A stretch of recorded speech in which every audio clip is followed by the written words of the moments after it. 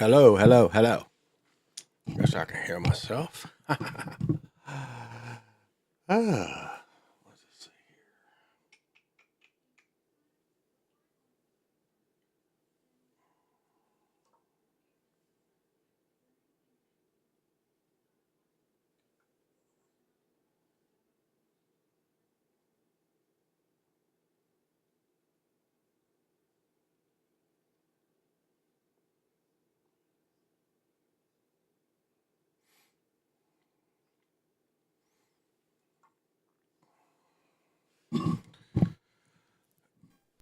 Ah.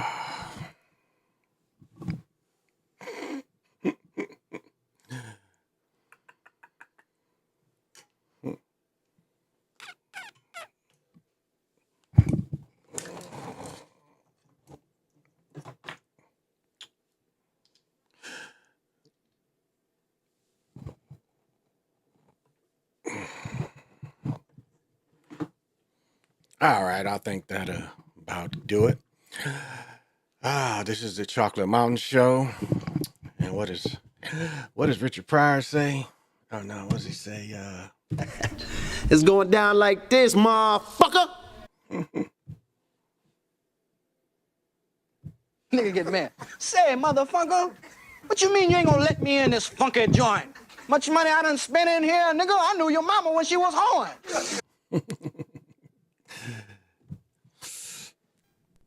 This shit is crazy. The following. All right, Dr. Sinister, thank you for going. Not gonna be a whole very long because we still probably got to get a walking in today. So I just wanted to kind of get my week one picks in. But I guess I want to start off showing this.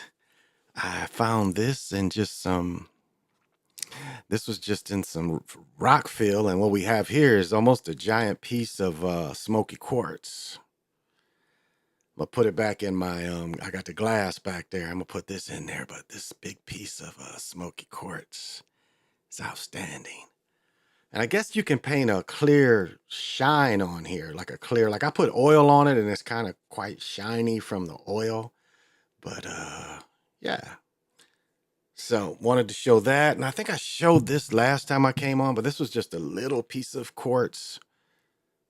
Quartz is a little clearer, but just a little piece of quartz. So thought I'd show that. But yeah, I just wanted to get my week one picks in. Since the season started, I had to wear the old Redskin gear. And I forgot this kind of trim on here, that's got the Redskin, the feather, because their helmets at one point, and this is like, even though this is an older jersey, at the time for them to wear this jersey, it was kind of probably considered a little bit of a throwback. It's probably considered a throwback jersey. So, ooh. So I've had this jersey probably 14 years. I don't know when my man Portis. I don't know how long ago Portis played, but he played a long time ago. So was he playing when I got the jersey? I'm not really sure. I don't quite remember, but I thought this was appropriate time to wear it.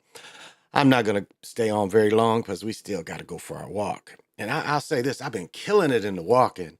My mother-in-law just called me because she saw me while I was walking. She waved at me, and then her partner saw me when we were on the trail. We live near a lake. I mean, lakes is everywhere up here, so we live near a lake. And so her partner saw me on the lake, and we were coming around, and so like I did what was that? I did 4 miles. Yesterday my wife and I did 3 miles. And I'm averaging about 18 minutes a mile, so not too bad. But we live on top of a giant hill, so it's like 2 or 3 hills that you can come up here.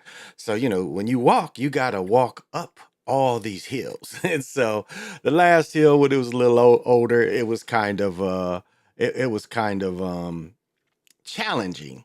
But Siova just got done. It's funny, Siova, you came and I just got done watching your video. But thank you.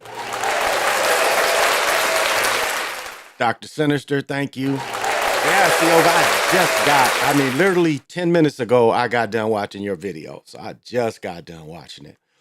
But so, just kind of lost almost 10 pounds, almost 10 pounds. A couple weeks ago, I was up to almost 240. I think when I went on vacation to Myrtle Beach, I was like 240. So I'm down to about 227 now. And, and um, this is like, as you get old, when you get 50, you're supposed to have your colonoscopy. And I had one done at 50. You're supposed to get one done at 60. So I'm getting that done, where they're going to get my the boomerano cleaned. So they gave me it's a bunch of stuff. And you got to do that cleanse, which is kind of cool. Doing the cleanse is kind of cool. Because it definitely will also flush out parasites. So that part I don't really matter. It's just like I naturally is pretty regular, so it's not gonna be much of a challenge. Oh, there goes my homeboy Tony Scott. Hope you feeling better, brother. And so I'm getting that done next week. So, but yeah, I'm gonna get my picks in. But I just got some funny stuff. I don't know. It's like sometimes you just see funny stuff. So I live near a mall, and they call it a dying mall or a ghost mall. I live near like a ghost mall, and so uh, and what's funny, I think part of what's being paid for the mall is I live near one big car dealership. He owns like a Volkswagen dealership. I think it's a Hyundai dealership, a Mazda dealership, and a Subaru. One cat owns all these. But what I think they do is they park their cars also at the local mall. So you look at one side of the mall where the movie theater is and you think it's packed, and it's nothing but these new cars and used cars that they must pay to park there. So that's kind of funny.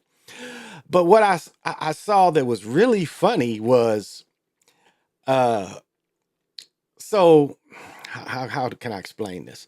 So one part of the mall, well, you drive off the mall and there's a service road where TGIF Fridays is on there. And so as you're kind of like driving around the mall, there's a small hill that would lead up to the exit to go on to 42, which would take you to 35. And so my wife and I are driving and we look up this small hill and there's literally a couple going up. The man is in front with a walker and the woman is behind him. The man is trying to go up a grassy hill with a walker. Do you feel me? He is trying to go up a grassy hill, and I mean they were up there. I wish I'd have filmed it just to because I don't know if they were going to try to get money once they got up the hill. And it is kind of a shortcut, I guess, if they went up the hill, because I don't know if they was gonna have a sign and ask for money. But it was the funniest thing to see them go up the hill trying to climb up this hill with a walker. So I wish I'd have took a picture of it. And the other funny thing, well, this ain't really funny, but um, my mother wanted this hat from the outlet. So we went out to the outlet because I got I think they had like a double sale. So that day they had 25% off hats. And I had another 25% off. Yeah, yeah. So she got roughly 50% off because the hat was $68. It was a polo hat. And so we were out there for that. So my mom, because she looked at the hat and the hat was, yeah, it was 65 and we got it for 30. I think she got it for 35. So we're out at the outlet. I've already been through Nike. I didn't buy anything that day. It was nothing really nice to buy. And so Nike's at one end. This time, since we was going to Polo, we parked at the other end or the east side of the Twin Cities outlet. So I'm just sitting there and my mom's talking to me. You know how women just be talking. My mom's talking to me. And I just catch this sister. I catch this sister running. And I thought, wow, this sister must is gonna like fight somebody. So this sister ran up to Old Navy. There was a couple sisters that went in before her. She kind of opened the door behind her and she sprayed some of that bear spray. I mean, like it was a big canister. I mean, the canister was bigger than this. It was fatter than this. It was fatter and taller than this. It was probably, that fat around. But she sprayed that bear spray up in there. And she got a couple people, like it went directly on their skin. And then people came out of there. And then what she did is she parked in this circle and she took off running. She took off running. Uh, there we go. She took off running, like she ran up, she sprays in the store, and then she takes off running, jumps in the car, and takes off. And these people coming out there, you know, it was ladies with babies in there. It was people like, you know, one little boy's like, I can't breathe. And I mean, again, you know, it's like, or it was pepper spray, but I think the canister looked more like that bear spray. And yeah, that was kind of wild to watch. That was kind of wild to watch. And then my mother's like, aren't you going to talk to the police? I'm like, for what? You know, like, what can they do to her? I imagine if the place had cameras, there's something the cameras can do, but what can they do to her? So saw that. My daughter wants to go. Well, no, I'll stay with this. So, you know, I normally buy a few pair of shoes every week. But this week, they just had the Jason Kids. That was the only new shoe out there was the Jason Kids in the red. It had it had the red colorway. Again, didn't like them when they was new, didn't like them, so I didn't get them. But what I did get are these New Balance. These are the New Balance 1080s, 1080 V2 or V3. And I must dare say, these is probably the most comfortable pair of shoes I ever had. I mean, look at that. And you know, the problem I have, and like a lot of the running shoes are bent like this, you know, for natural walking. The thing I like about this is I am a toe walker. I've had to literally after my,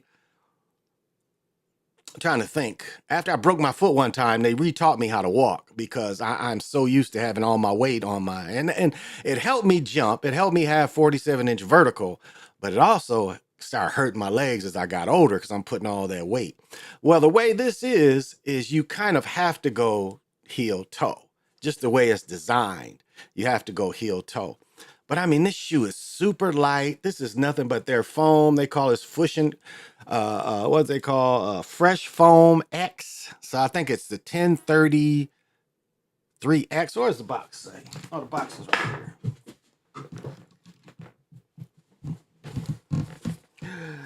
The box says, yeah, Foam X 1080 V13s. And as you can see, these was 159, and I got them for 110 because they was in the back wall. And this is the traction. Now, my wife got a pair of hookahs that is relatively just as foamy as these, and she took to Spain with her when she went to Spain. And hers, she got a piece that's kind of worn out. So, but walking like really these you know, it's funny when I first put them on, it kind of threw my balance off a little bit. But these are super comfortable. My feet don't feel any fatigue when I get done. And so I know a lot of people like the 9060s. I know my friend Tony said his friend got the 9060s. His son got the 9060s. And so that's a quite popular shoe. But yeah, these, you can't beat these. You really can't beat these. Do-Rod, what's happening? And so this is just the newest thing that I bought. Really wasn't anything else out there. And then the next thing I wanted to bring up is my daughter wants to see Beetlejuice. I'm not really too keen in it, but she wants to see it. You know, up here, we love our children, so our children don't start till Labor Day, but they're finally in school. And so my daughter started her 8th grade year. Keen, what is happening? Thank you for joining. I appreciate it. And so, you know, up here, all the children. Now, the football games, high school started the week before up here. What is Jalen's name? Jalen. Oh my goodness. He's He's one of the top juniors in basketball, but he played football. Jalen Moore, I think is his name. Maybe that's wrong. He goes to Hopkins High School. He played in that big 3-on-3 tournament we had last summer. Jalen Moore? Maybe it's Jalen Moore. I met his father. I sat with his father and watched him play one day. But he had he had 2 touchdowns, 180 yards, and he's one of the top. He's been on he's played varsity basketball since he was in 8th grade. His brother played quarterback for him and threw 3 touchdowns as quarterback I think his brother's in 9th grade. He's a junior, his brother's in 9th grade. But Jalen's played hoops since he was in 8th grade. He's played varsity since 8th grade. First time I watched him play was when my nephew was a senior and Jalen was a freshman. And he was bringing it there. He was bringing it. And I can't think of the other top guard because he plays with one of the other top guards in the country and in the state. So Hopkins is where Royce White went. Royce White. And Royce White is running for state senate. He is running for state senate. And he has a channel. And Royce White is kind of, I would dare say he's deeper than what you would think. I like watching Royce White. He has his own show. I'm not sure what it is, but where it's at, but he has his own show. So, but yeah, I was saying, my daughter wants to see Beetlejuice. I usually see all the movies as soon as they come out. Not really looking forward to seeing Beetlejuice, but my daughter wants to see it, so we'll see. We'll see. So, but I came on to give my picks for this week. We in a couple hours we have we have the Chiefs and the Ravens that opens up the NFL season. And so on the Chiefs and the Ravens, the Chiefs are giving the Ravens 3. And so I'm taking the Ravens and the +3. The Packers and the Eagles, I'll give up the 2.5, and I'm taking the Eagles. The Titans and the Bears, I think the Titans are getting a +4. I'm taking the Bears, so I'm giving up the 4. Panthers and the Saints, the Panthers are getting 4 points. I'm taking the Panthers and the points. Vikings and the Giants. The Vikings are giving up 1.5, which is kind of a push, but I'm taking the Vikings. The Patriots and the Bengals, they're giving the Patriots 8. They're giving the Patriots 8, y'all, +8. So I'm still taking the Bengals. I'll give up that 8. Steelers are getting 3. I'm taking the Steelers to beat the Falcons. Texans and the Colts, let's see. I'm taking the Texans. The Texans are giving up 3 to the Colts. The Cardinals are getting 6.5. I am taking the Bills still. The Jaguars are getting 3.5. I'm still taking the Dolphins. Broncos and Seahawks. The Broncos are getting a +6. I am still taking Seahawks. I'll give them that 6. Raiders and the Chargers. I think the Raiders are giving up 3. So I'm taking the Raiders. And then we have the Cowboys and the Browns. This is kind of a push. I think the Cowboys are getting 2.5 on the road. So I'm kind of taking the Cowboys. I put a question mark on that one. I might change my mind on that one. And then we got the Commanders and the Buccaneers. The Commanders are getting 3. We got the Rams and the Lions, and we got the quarterbacks that switched. And so I'm taking the Rams. No, I'm taking the Lions. I'm giving up 3. And then the final game will be next Monday night. We've got the Jets and the Niners. The Jets are getting 4, and I'm giving up that 4. So I wanted to put that on wax, get that on wax, and that is my pick. I plan to do every 18 weeks like I did last year to get my picks in. And so, yeah, that's all I really had this week. I was hoping Mac Bone was going to come on because I guess I don't need him to get this rap out. But it's funny, it's funny how young cats look at it. And again, like young cats look at and how older cats talk and how older cats say things. And, I guess Sly show with the young cat, and he had a show with Mac Bone, and he was talking about, do you have to use the word game? Well, what was interesting and what Mac Bone didn't understand is Sly had did that show years ago. Again, me and Sly go back since 17. And Sly, there was a pimp out of Las Vegas, and him and Sly did a show, and a lot of what he went at Mac Bone about, he had went at this pimp in Las Vegas. It was probably 18 or 19. I don't quite remember, but a lot of his points was the same points that he made with Mac Bone. And they was getting caught up with the semantics of game. And the young boy was saying that nobody, like, how are you going to give me game on how to do my job? But he did make the fatal thing of saying he lived with his parents. Now, there's nothing wrong with living with your parents, but if you're trying to get with women, and you live with your parents and you in your late 30s or late 20s or early 30s, you got to have game. Because if you look at the scales of being a player, what you think is okay. So the chick meets you, and you's like, well, can we go to your place? Now, if your parents is cool with bringing in chicks, then that's cool. But you gotta have game to convince this woman to get with you, and you don't have your own place. That takes game. That takes game. If you go get a room or she has a place, that takes game. But game for older cats mostly means mentoring. That's what it means. Let me mentor you on this. Let me mentor you on that. So it's semantics. That's all. It's just different semantics. But if you damn near you in your 30s and you ain't got a place, you ain't got your own place, you gotta have game to still keep that woman interested in you to where you gonna go to be alone. We had school shooting in a town an hour away from Atlanta. Yeah, I saw that. I saw that. And see, I don't really want to speak on the negativity, but there is one party that wants those type of things to happen. I mean, there's no mistake about it. There's one side that's for that kind of stuff. And I ain't gonna say for, but they benefit from that kind of thing. Because, every time you see that, what comes about is, it's confiscating people's weapons. That's the point of all that. And so it's like my man Quantum of Science says, even when it's real, it's fake. I know I sound like hustle and flow, but it's that's kind of how it is. Even when it's real, it's fake. So again, it seems like the giggler, that's what I call her, the giggler is out there. Her interview she sucked. She sucked. She asked her one question, what you gonna do on your first day? She kept, not really being able to answer.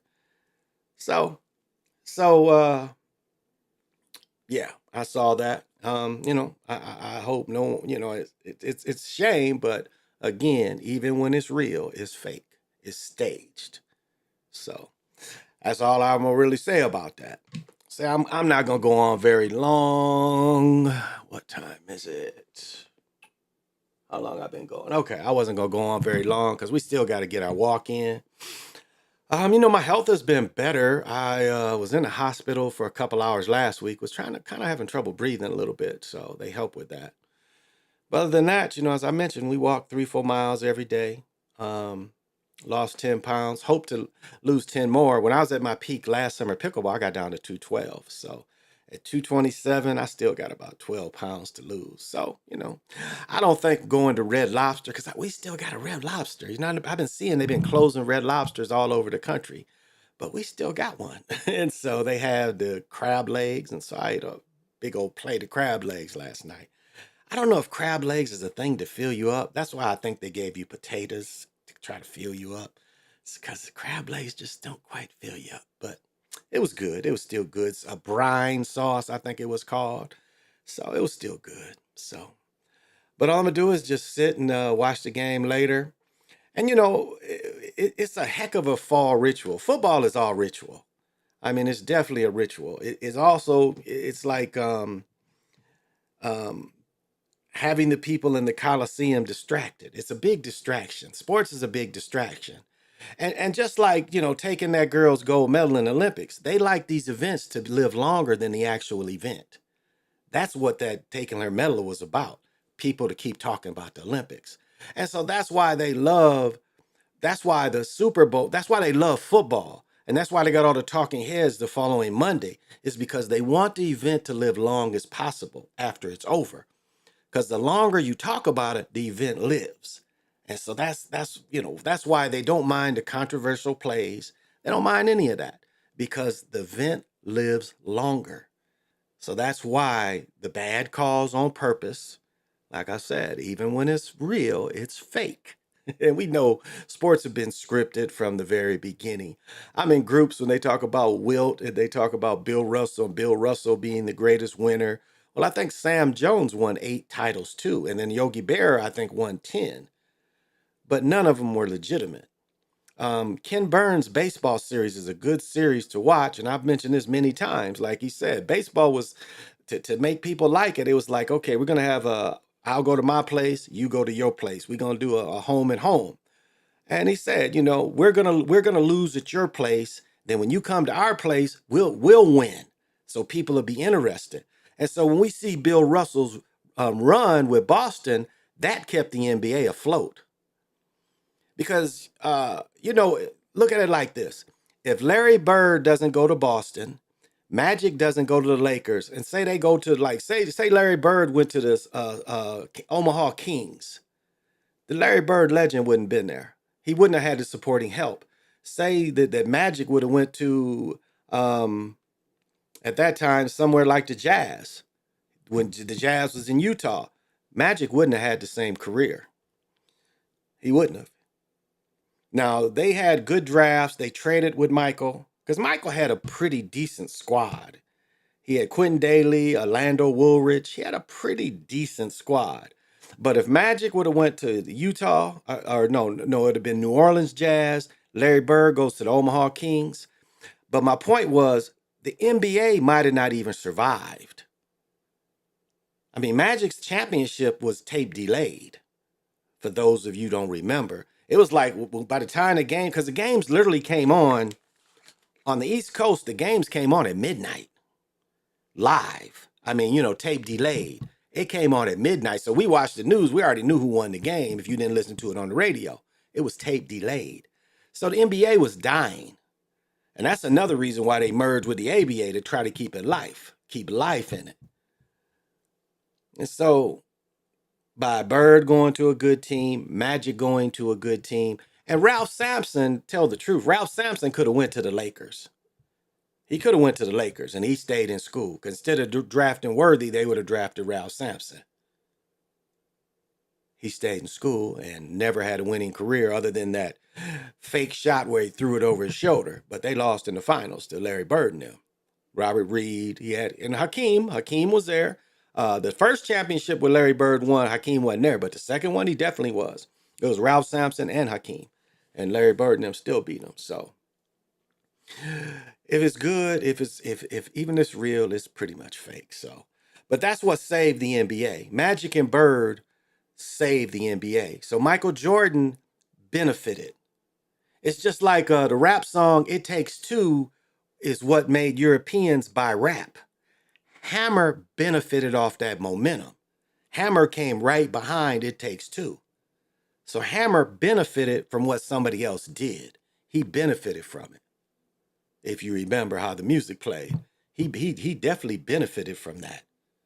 It was a lot of momentum from It Takes Two. And then here comes Hammer. Hit him Hammer. So, and the NBA was the same way. The NBA was disappearing. I mean, look at, and as I talked about before, there were no reason for the amount of Europeans that disappeared from the NBA. Because if you looked at the last few years of the NBA, the teams were pretty well mixed. So how all of a sudden it's just all melanated people? And then, of course, the fans didn't like it. They called the Knicks the Knickerbockers. I've talked about this before. So it didn't make sense for the fallout and not wanting these American-born players that were basically blackballed. And then it's pretty much still continues. The American-born player is overlooked by the foreigners.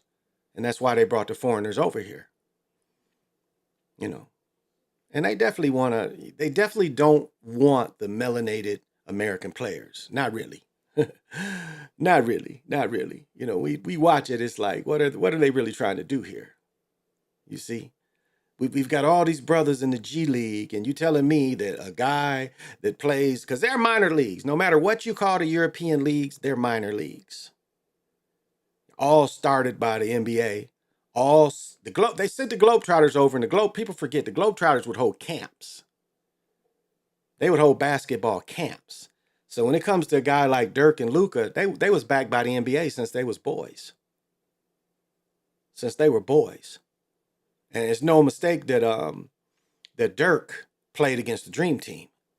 Again, they had their eye on him since he was quite young. So this cuff gets tight.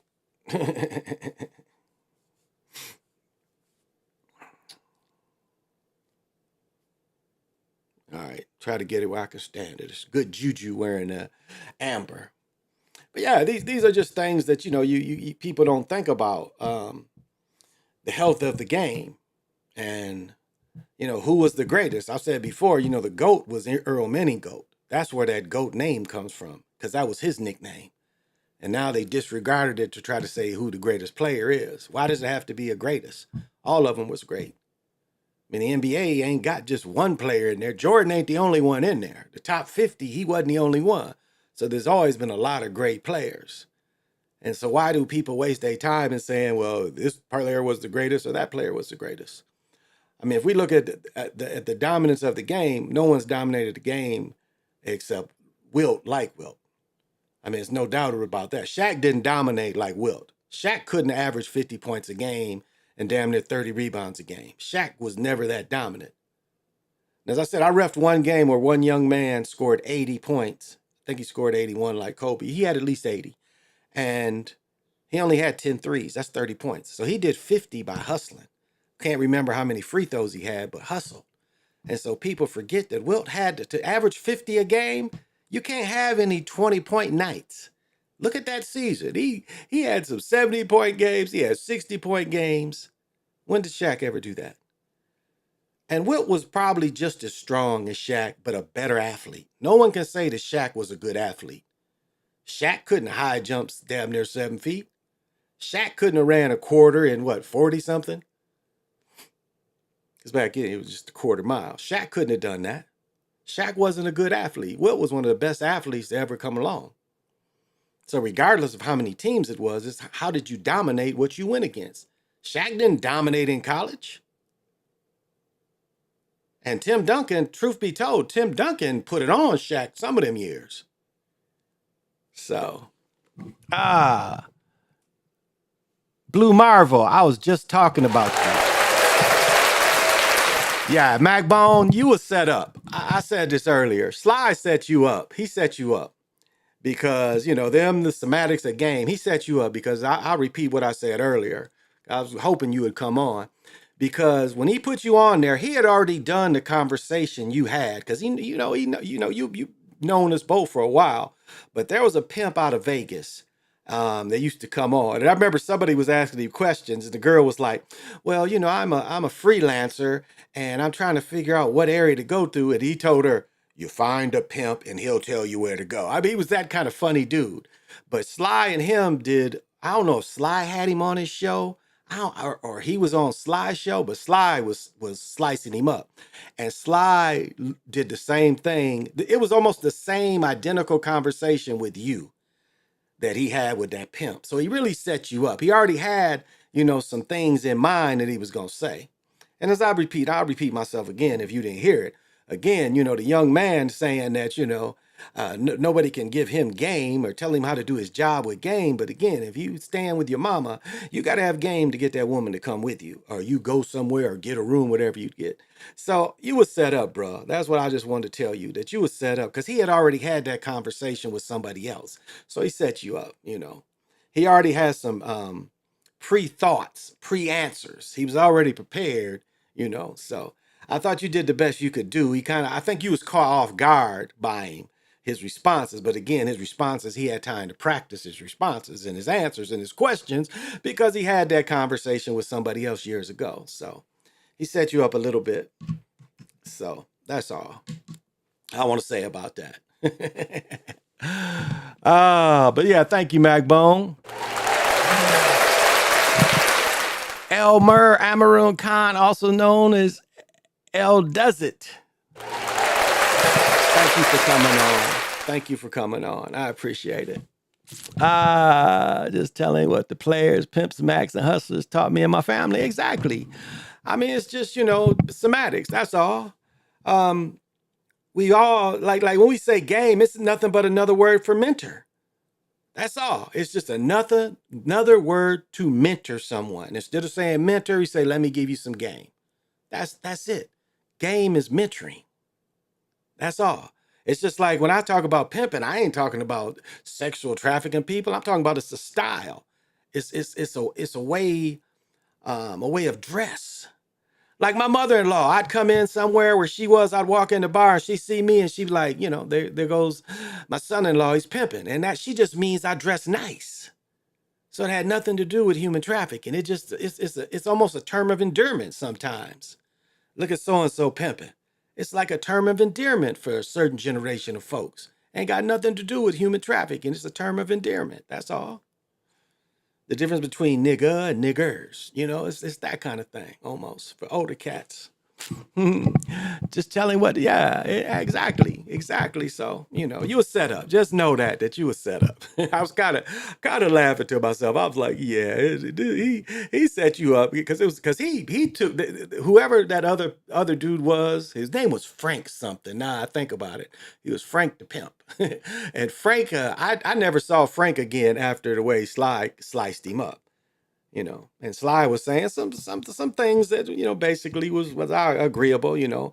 How did it help the community? Did his job help the community? He was in Vegas though, so yeah, I guess his job did help the community of Vegas because that's legal in Vegas. So, but yeah, you was set up, bro. Just know that. So that's all I really wanted to say about that. But gosh, I didn't have a lot. I was only gonna go about an hour. Let's see. I don't even know if I'm gonna make it an hour. I can't wear this thing anymore. It's too tight on my wrist. That's all right. Oh, but yeah, I didn't have a whole lot to say. Um, but as I was talking about earlier in distractions and stuff, that's what football is. It's distraction. That's what all sports is. It's distractions. I mean, people live and die with sports like we know these people.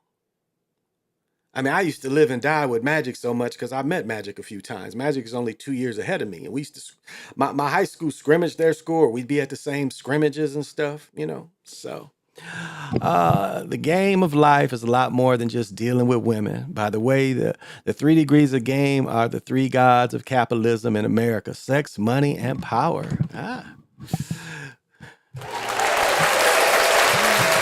Can't say I disagree with you, bruh. Can't say I disagree with you. And that's kind of what it does turn into. Those things are always used to manipulate people. Like when you is that my mother? That is my mother. Thank you for joining. But like think about when people get recruited to go to school. What was that movie with Penny Hardaway? And then when they had their visits to certain schools, what do you think they would show you? Like when I was recruited by FAMU, and the coach was Ajax Triplet. Guess who he had me walk around campus? I'm 14. I got recruited by FAMU at 14. Guess who he had walk me around campus? A junior. A college junior, grown ass woman is walking me, showing me campus. He called her up and she came in there and she saw me. She's like, how old are you? I'm like, I ain't grown up, I'm 14. So I'm walking around campus with this very attractive older woman. She's 20, I'm 14, but that's how they try to get you to come in. You see, they use that. They use the sex thing. Vanessa Williams' husband, what was his name? Played for the Lakers, was in what was the prison show? What's his name? Played with Carolina, Rick Fox. Remember, Rick Fox is on some college show, and Rick Fox is one of the, and they're having a party, and they're having all the women. So, they've been used this. I mean, it's the same like the trap that's going around. A lot of athletes get caught in that trap. A woman gonna have a baby by you, and then at 18 years you got to pay.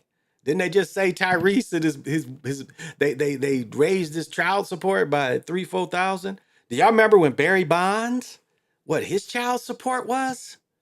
It was something like I think $100,000, or if not 200,000. And then they had the strike, and he had to go back to court and say, "Hey, I'm not making this bread right now. You're gonna have to lower it." Because what the courts look at is you got to maintain the lifestyle, your lifestyle. So even if you never live with her and you making all this bread, you got to pay what is your lifestyle is what they make you pay. So, oh, cousin Drew, what's happening? So, uh, America's politics. The highest level of game in America is politics, and politics is the art and silence of power. The third degree of game. There you go. So again, to us, game is only being a mentor. That's all it is. It's just mentoring people. When an old person, and that's when you talk about older people mentoring, that's a thing that became lost in the crack generation. You could, the young people saw not to trust older folks that was addicts, not understanding this is a disease that people have went through. And so it taught that generation, the Z generation, is that what it is? Or the Generation X, whatever it is, it taught that generation not to trust old folks. Now, and do the right thing, Ozzie Davis plays a drunk. But if you put that into modern times or times, other times, meaning if you put that into where it wasn't the drunk, but the crackhead, that was trying to mentor people. Well, younger people found out they couldn't trust. It's like my generation was one of the last generations where we trusted our elders. We trusted older cats. We emulated older cats. But then when you had people that saw the crack generations, why would they emulate these crackheads? You dig? And so that's where that divide came, where it's not you mentor, you mentor, you mentor. Now, sports, you get mentored in sports a different kind of way. People want to play with you. People want to, like my cousins. I think back of all my cousins that I like, a couple of my cousins I only played with a couple times. But it was like they wanted to play with me because I had that new energy coming. So they wanted to play with me. So, what does he say? Big Piney, actually, Sly used me as a buffer in the beef between him and DJ Kuda and Sir. Okay, I feel you. I feel you. I feel you. I feel you. Johnny, what's happening? Because I didn't watch all of it either. So I'll say that I didn't watch it all. But that's to me what I see as the problem right there is, younger people did not see strong role models. You dig? And it almost goes back to if you think of like what happened to the American Indians. And American Indians, instead of him hunting for his family, at one point they would hunt to go buy liquor. And crack had that same kind of effect. If the men were working, they was working to get them checks to buy crack instead of the checks to put into bills. And so we had a younger generation that watched this kind of thing. So, what, and in their minds, there's like, what can this person tell me? There's nothing you can tell me because I look at your behavior and you're not working for the family. You're working for yourself and your own addictions. So, I see you cut. Oh yeah, that's all. And so, that's the thing is advice can be given by anybody and really in anybody's state of mind. I had a dude, we called him Diamond Jim because if we sold him crack, it was like he was the go-between. So he would always break off pieces. So he'd steal a couple pieces for who he was doing the in-between for.